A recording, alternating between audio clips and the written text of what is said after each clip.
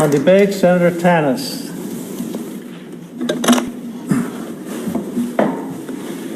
Thank you, Speaker. I'd like to start by thanking all senators for your interventions. It's in moments like these, situations like these that occur rarely in our chamber, but with some regularity, I guess, over my 9 years. I'm reminded of the incredible talent and wisdom that we have in this chamber. I say often to people that Canadians should read the biographies and tune in once in a while to the Senate. Truly, this has been a tremendous debate. I have to say I'm envious of the certainty with which people have put forward their positions. With disciplined arguments advanced by both sides. In fact, there was an excellent juxtaposition of that with Senator Arnott and Senator Marshall, who had opposite plans and both made what I found to be powerful presentations for their position. I find myself out of my element. Doesn't happen very often to me. I find myself almost detached in a surreal situation, like an observer. I've always been able to draw on my personal and professional experience, but it's always been anchored and confirmed by the values of my family and my community. This isn't available to me today. My community, my country, is divided, severely divided. We can't have a discussion about anything anymore because we can't even agree on the facts. This is a very, very distressing time in Canada. I'm not seeing leadership. I'm not seeing leadership to bring us together. I'm not seeing leadership from any quarter, whether it is the Prime Minister's office or the Leader of the Opposition's office, or premiers. It's no wonder that we continue down this path. I'd like to thank the truckers of Canada. According to the Canadian Trucking Association, there are 320,000 Canadians working in the trucking industry. It's about 2% of the entire workforce in Canada. Day in and day out, they deliver food and goods of all sorts to and from Canada, to and from neighborhoods, to and from homes. During COVID, we actually relied more on their work. We asked them to do more than they usually do. We all bought stuff and had it delivered to our homes that we would normally have gone somewhere and purchased. For much of the time, they did it with no vaccines. Nobody had a vaccine available to them. They did it anyway. Their work is difficult, and in many cases it's solitary. They're by themselves. It's often dangerous. Road conditions, traffic conditions.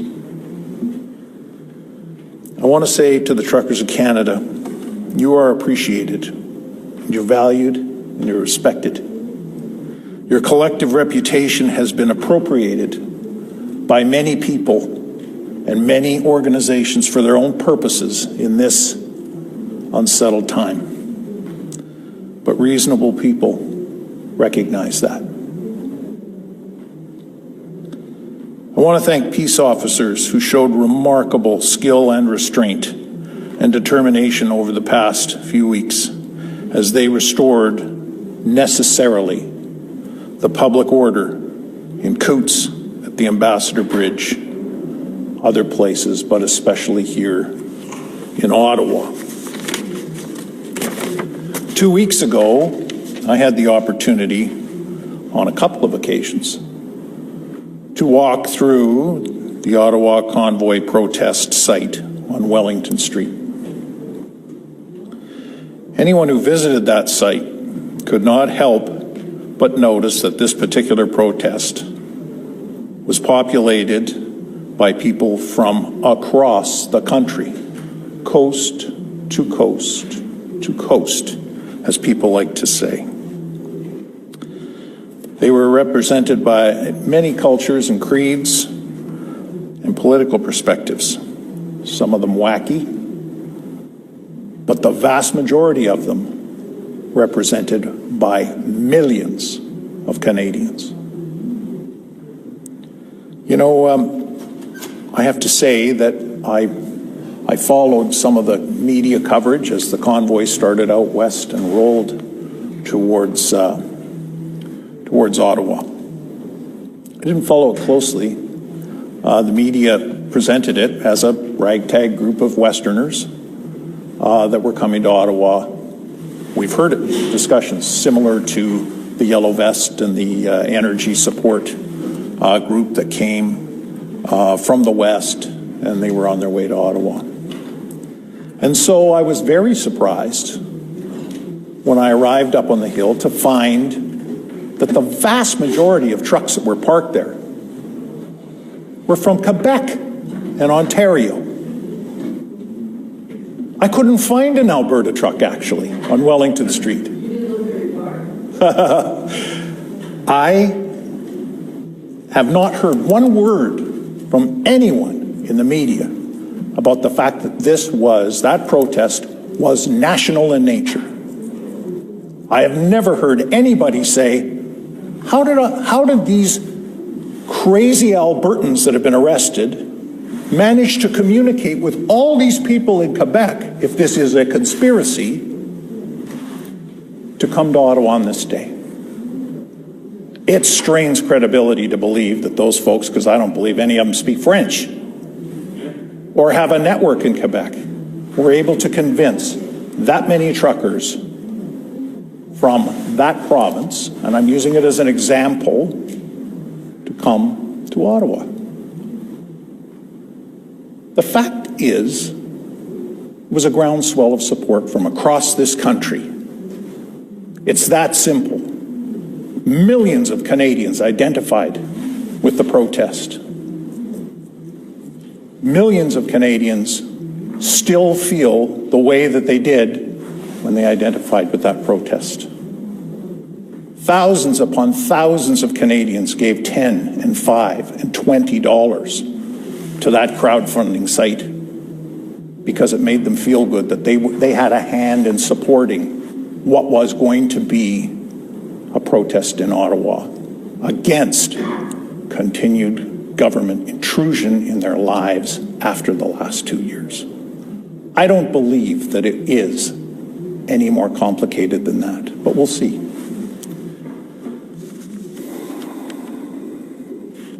You know, the sad irony of what happened on February the 15th when the Emergencies Act was invoked is that people who are here to protest intrusion by the government in their lives, the answer to the problem was more intrusion in their lives through the Emergencies Act. It's brought the temperature up. But I agree with Senator St. Germain. I agree with Senator Marshall and others. It should never, ever have come to what it did come to. A 3-week illegal occupation should never have been allowed to occur. There's lots of blame to go around. And the inquiry that will follow, I hope, is unflinching in assigning that blame where it belongs, finding out the facts and assigning responsibility.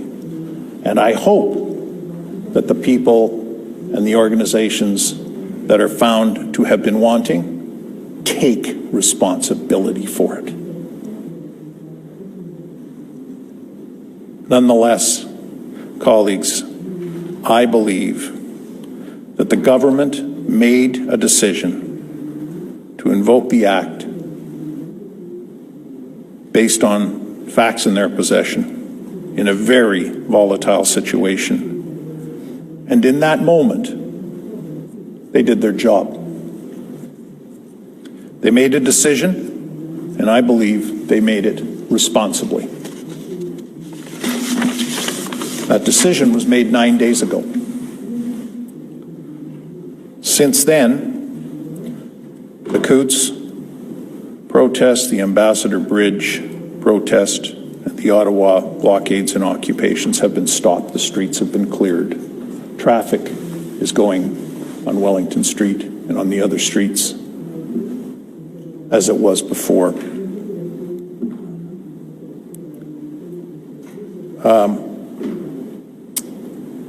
There's been a cleanup, and there's been preventative measures that need to be instituted, and I have every faith that the police and the relevant authorities will make those measures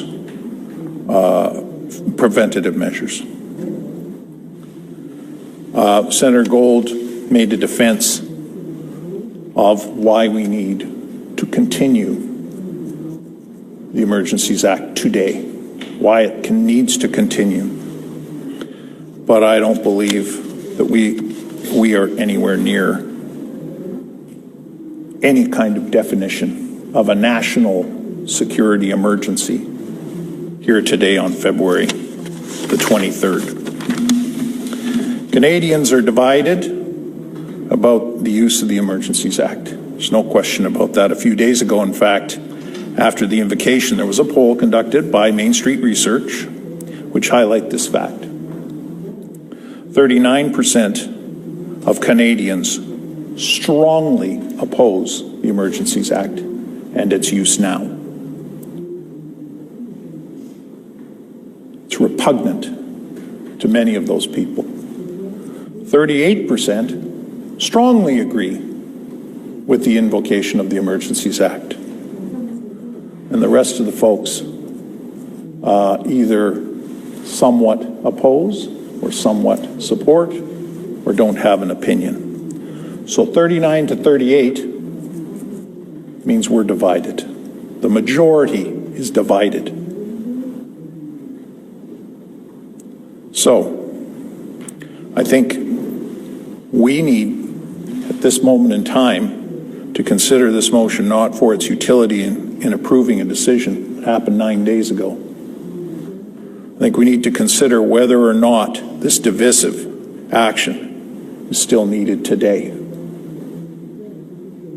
So, with all of that, on these insufficient words, I will leave it there. I will vote no to the continuation of the Emergencies Act on the basis that I believe it is no longer needed and it is doing nothing but dividing Canadians, and will do so in increasing numbers every day, every hour that it is in force. Thank you.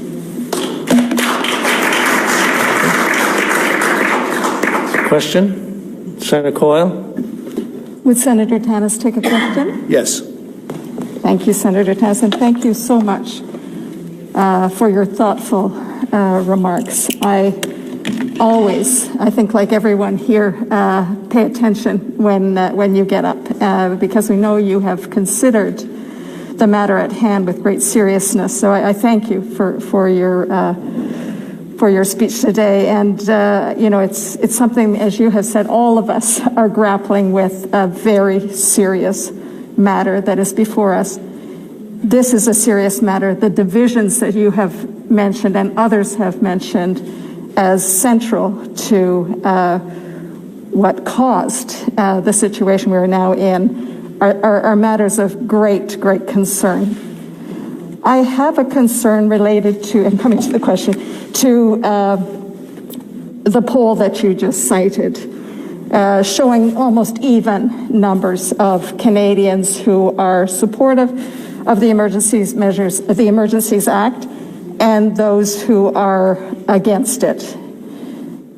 What I worry about is, probably on both sides, do they know what it is?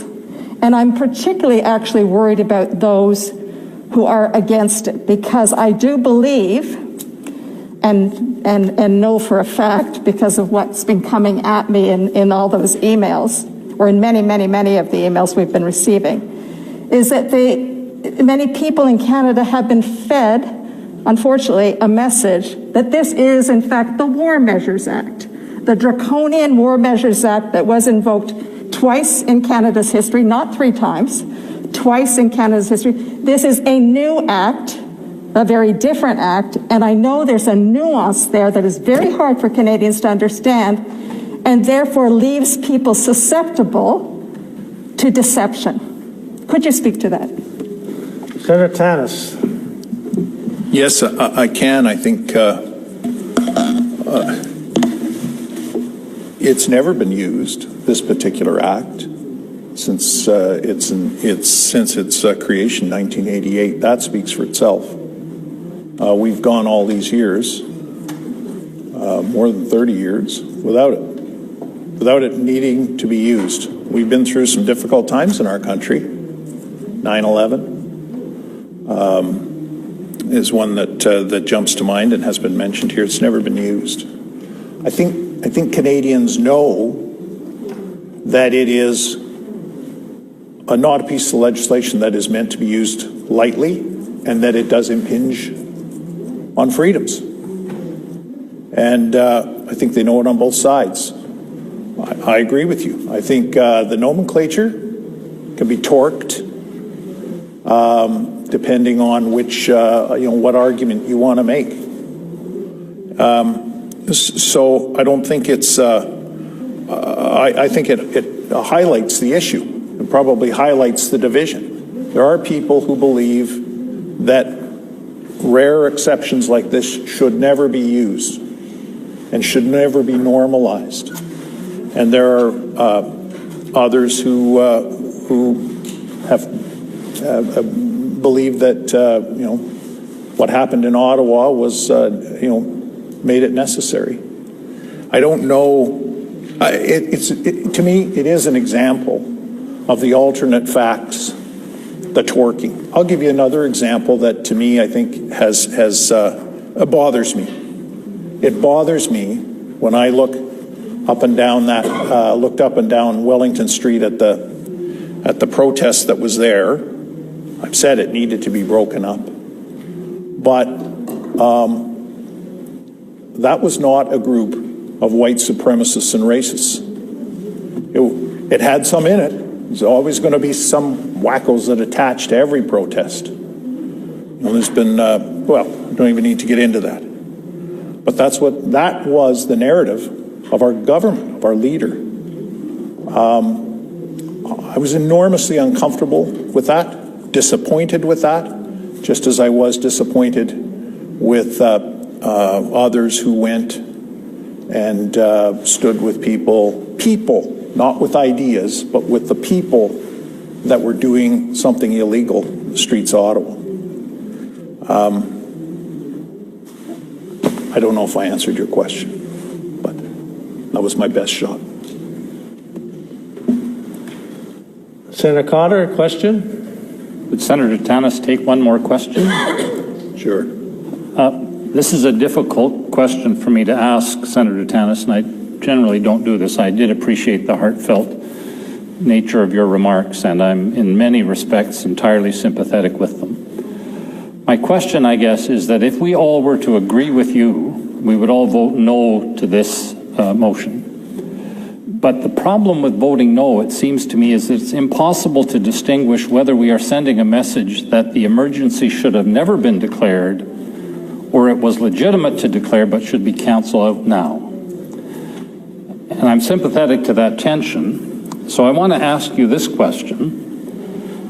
The legislation contemplates a power in us, with 20 senators to sign it, to initiate a process to bring this to an end. So I guess I'm inviting the question of whether to meet the description and the goal that you have in mind, we ought to endorse the emergency resolution and declaration and then move for its revocation. By that, we would state the legitimacy of the resolution, but the need for it to now be canceled. And I guess I'm interested in knowing whether that's a better course in our consideration of the very points that you made. Thanks. Senator Tannis. Thank you, and I actually really wanted to, I wrestled with that myself. But here's the conclusion I came to. Nobody's asking our permission to invoke. It's already been invoked. It's in play for 9 days. If we don't make a decision on this, it will continue to be in play for the next 20-odd days till it expires. So I don't feel somehow obligated to make the two-step process, given the fact that I wasn't asked. We weren't asked for permission. And the Act's fairly clear that if we reject, it's canceled, but all the other things carry on, the inquiry, etc. So it probably had some intention. I don't know. I haven't read Hansard, but it probably there was an intention to have this process such that it could be stopped after having been invoked and used, and that parliamentarians, in their wisdom, would recognize that it was no longer needed. You know, so that's, I would not suggest to anybody here that you need to be troubled about granting your permission for what nobody asked for permission on 9 days ago. As the reason not, if you feel strongly about having it stopped today, because the 10-senator program will take many, many days. Frankly, I predict that if we start the process, and I will be, like Senator McFedrin and others, I am a ready signatory to that process. It'll take us into next week. We'll have a debate. I doubt it will come to that. Speaking personally, my bet is that the NDP members of Parliament will be back at home right now, visiting with their family and friends and communities. We'll come back here on Monday and initiate the process themselves. And the government and the police will suddenly figure out that they have found the way to do it without the Emergencies Act, and it'll be revoked. We'll put that on the record as a bet.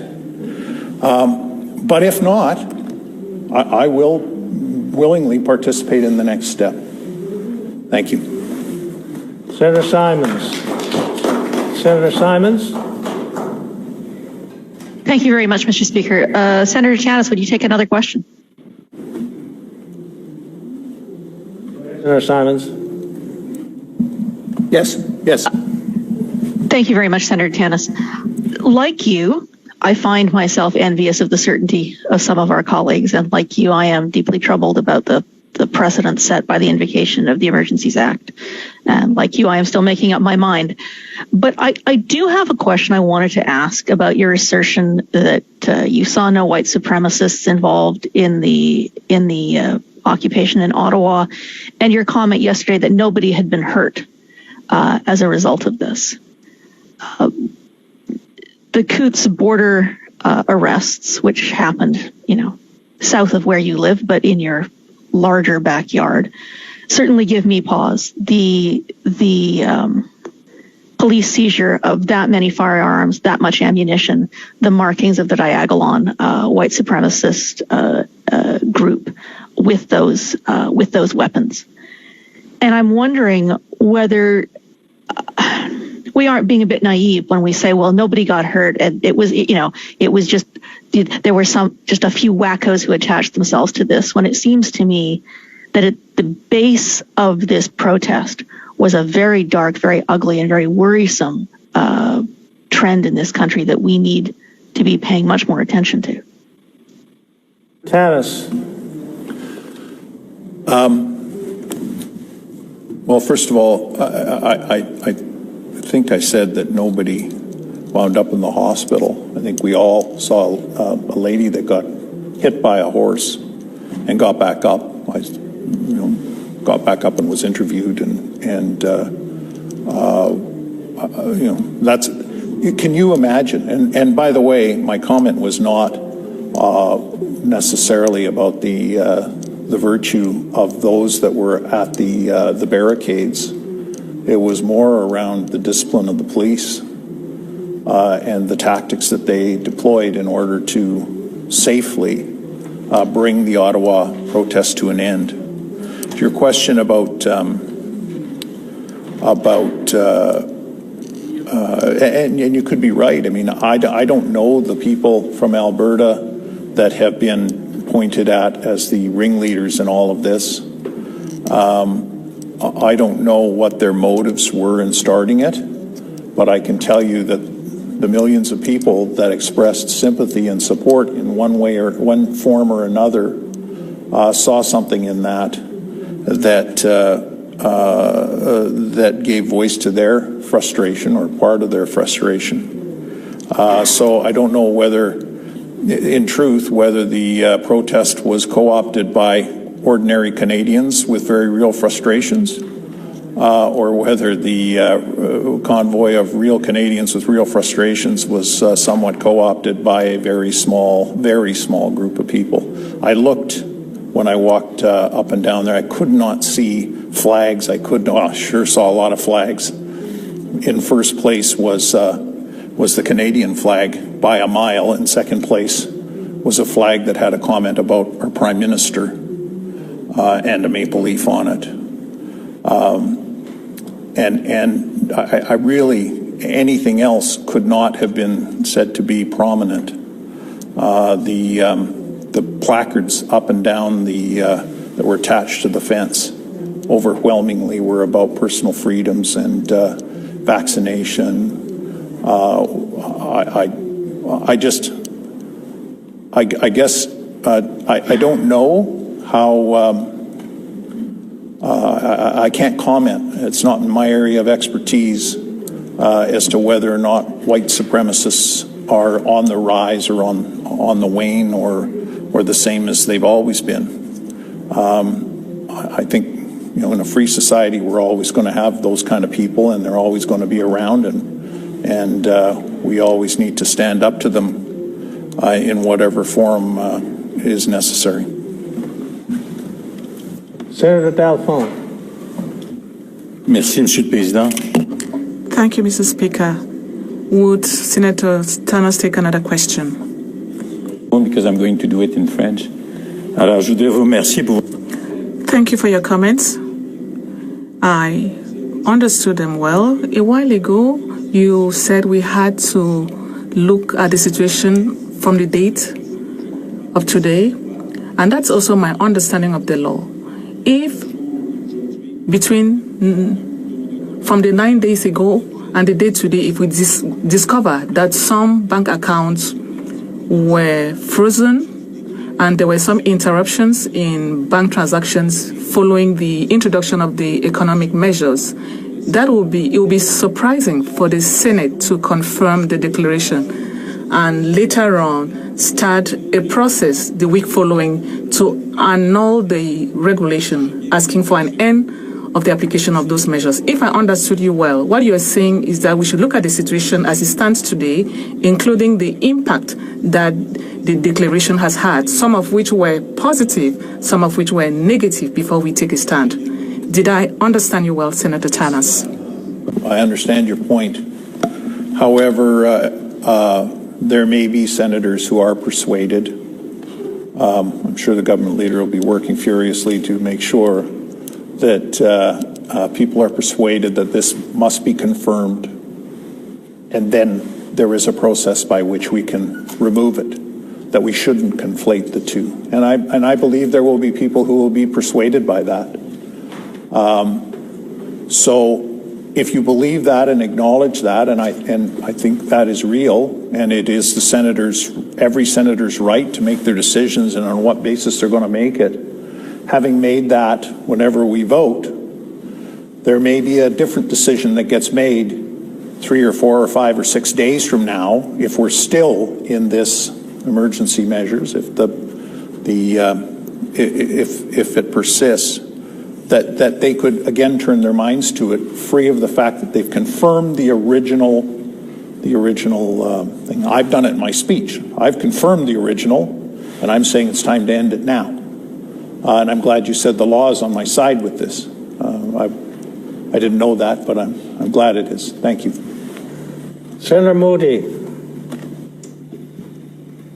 Thank you, Mr. Speaker. I've gotten an answer to the question that I had. Thank you very much. Pate. Thank you, Mr. Speaker. Accept another question? Thank you very much. Like Senator Simons, I too am still struggling, as you could probably tell from my comments yesterday. Many of us are extremely concerned that once this is done in this kind of circumstance, and I share I didn't mention it last night, but I share your incredible appreciation for the restraint that the state showed, that the police showed in this instance, at least in everything we could see and what was televised. Certainly I've heard from folks that there were other things happening that weren't televised, but everything we saw was incredible restraint, unlike what we've seen in many protesters involving Canadians of African descent, Indigenous folks, throughout this country, land and water protectors, and so, as well as other protests. And so I'm extremely concerned, like you, that once done, how often can this be redone in the name of, particularly given whoever might be in power, who might choose to abuse such power, state power. I'm interested in whether you think the inquiry happening, which you talked about, is sufficient to ensure that we have the kind of accountability that you spoke about that we need to have in this country when we talk about using such incredible measures like the Emergencies Act, or whether you think we need to actually, and I take from what you've said that you would be part of and be able to participate in a group that would call for the immediate revocation of the act if it should pass this House, pass this chamber. What do you see as the way forward? I agree with you about the lack of leadership. What do you see as the way forward, and how do we bring this country together at this point, in your opinion, which I value? Senator Tannis. I think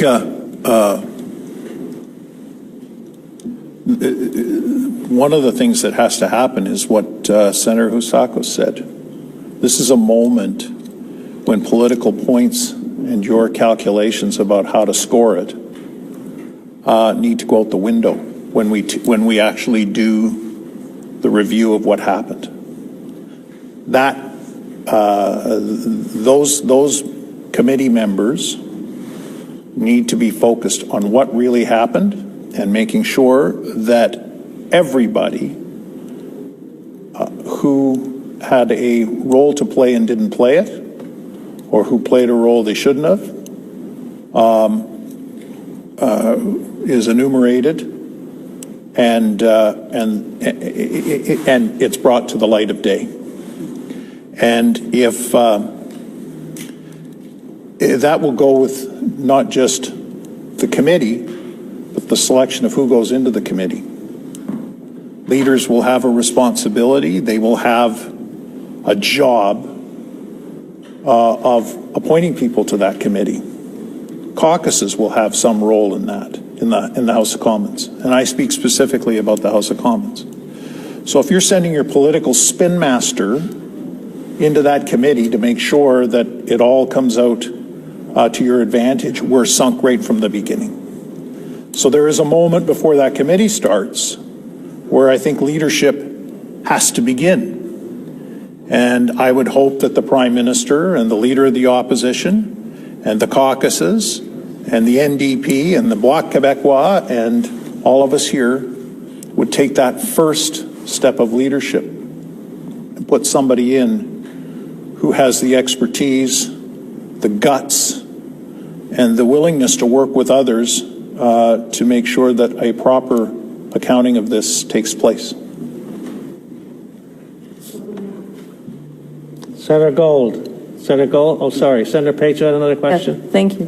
Thank you very much, Senator Tannis. Would you take a supplementary question? That's in the short term, absolutely. You mentioned, and a number of us have spoken about the longer term issues and the fact that this is decades in the making, the state and the situation we're in today.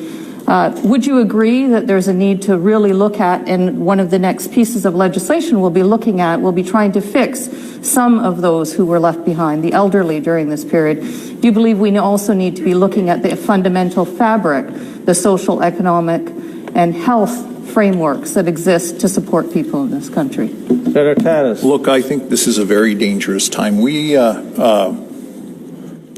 over the last 6 years spent an enormous amount of time, I have, listening and considering and advancing the rights of lots of minorities who have been waiting for their time to get recognized. If I was a leader of a minority, if I was in that position, I would be very worried. And the reason I would be worried is that the majority is at war with each other. They've split. In order, I believe, for minority rights to be properly recognized and protected, it falls to the majority to do it. And if the majority is dysfunctional, then God help the minority. We have work to do to heal the divide, this large divide, the 40-40 divide, 39-38 divide, whatever you want to call it, that exists in this country. I think before we can go anywhere, we're as gridlocked as Wellington Street was during the protest. That's got to get fixed. It's going to take some time, and it's going to take goodwill. And there will be lots of places along the way where I believe minorities will need to help the majority get back to to find common ground.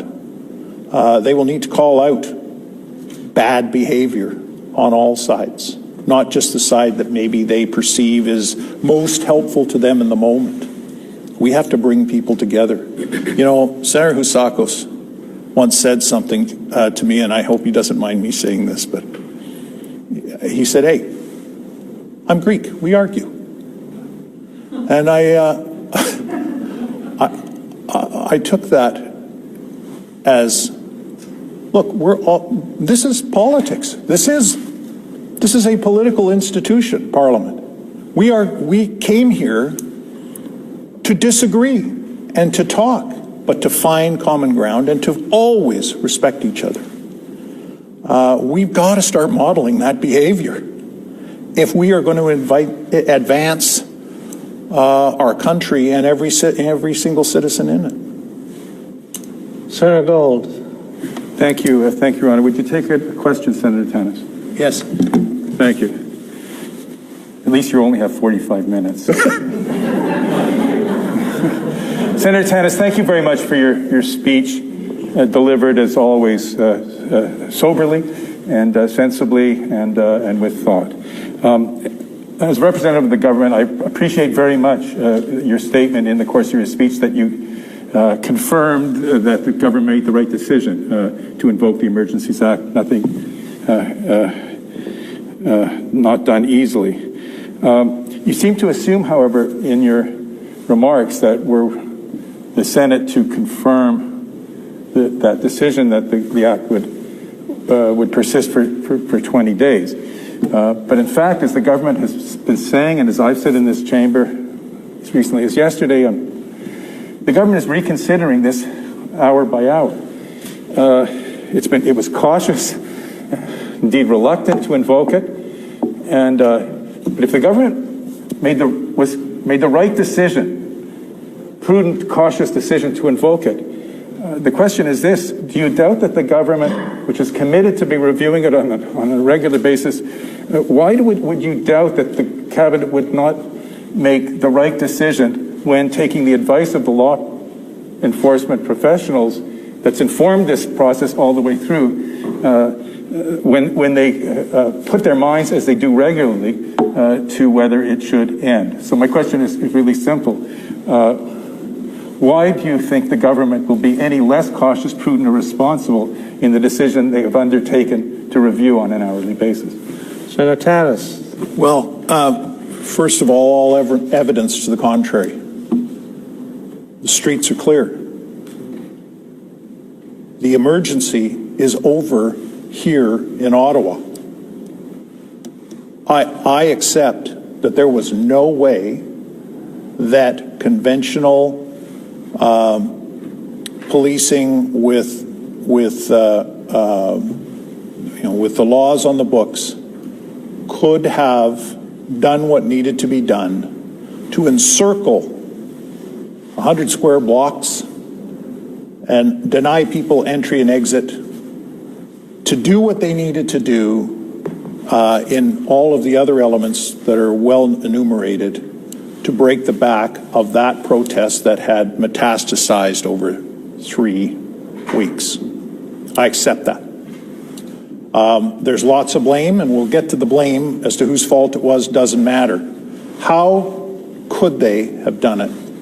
And I believe that drastic decision had to be made.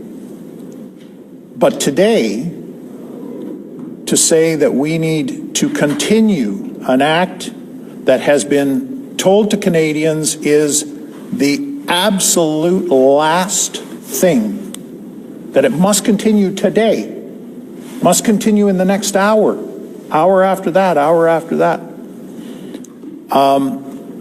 When the purpose that it was invoked for, the clear purpose it was invoked for, which was here in Ottawa, that purpose has is no longer. That purpose has been dealt with. That is the issue. We have a fully functioning intelligence department. We have the RCMP. In this province, you've got the Ontario Provincial Police and you've got the municipal police. They didn't all go home. They've been working hard. They have laws and resources available to them. And there is nothing that I have heard that tells me that they still need that. We heard today, in fact, that we heard yesterday that there were all these bank accounts and, or what are they called? Banking products, financial products that had been frozen. And now we hear that they're starting to be unfrozen. Not that there's new ones. No new ones, just that the ones that were frozen. So it leads me to believe that the measures, the extra measures that are so repugnant to Canadians because they were told that this law was to be used once in a generation, maybe, that the powers in that law need to continue. It doesn't square.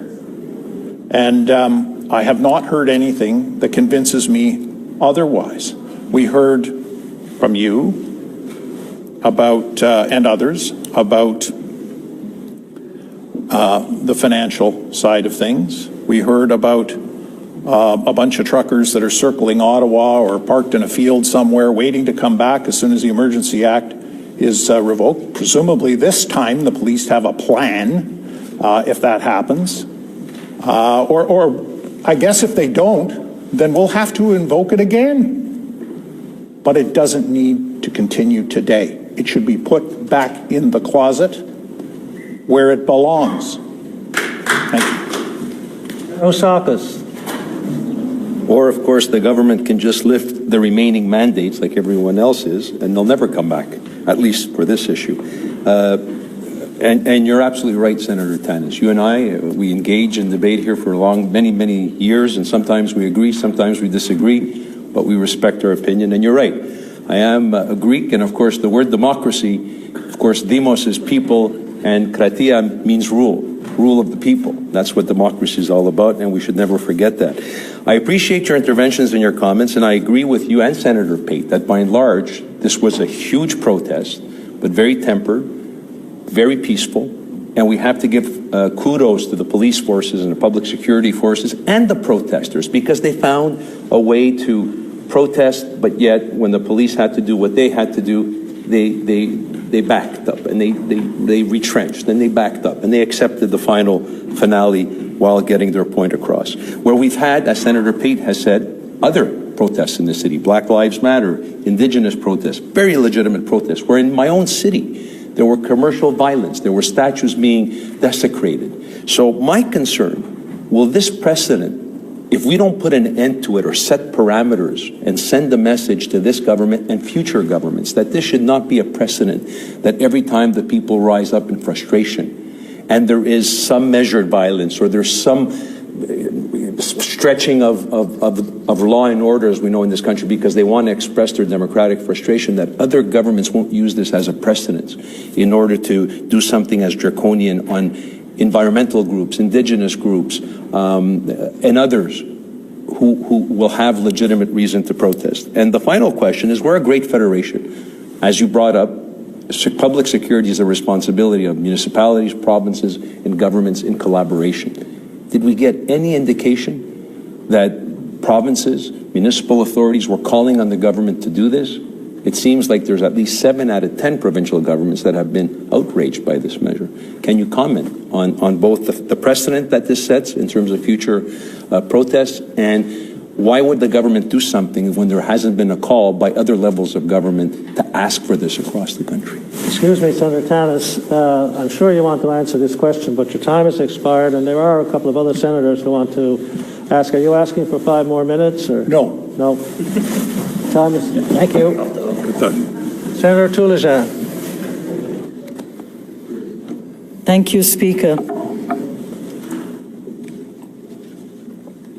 Honourable Senators, I rise today to speak on the Emergencies Act. Its invocation is a testament to our government's failure to control protests happening on its doorsteps.